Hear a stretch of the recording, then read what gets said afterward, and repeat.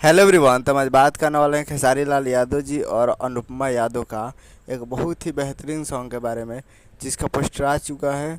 और इस गाने को लिखे हैं रोशन सिंह विश्वास जी, और इसमें म्यूजिक भी दिए हैं रोशन सिंह जी ही। और इस गाने को गाए हैं खेसारी लाल यादव जी और अनुपमा यादव जी, जो कि आपको स्क्रीन के ऊपर दिखाई दे रहा है जी। सॉन्ग का टाइटल रखा गया है गोली चलवा दी, जिसका टाइटल है गोली चलवा दी। और वीडियो में है खेसारी लाल यादव जी और काजल कश्यप जी।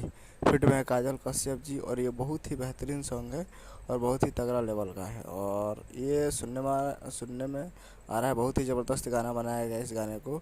और ये नए चैनल से आने वाला है जी हाँ, नए चैनल से ये गाने को रिलीज करने वाले हैं।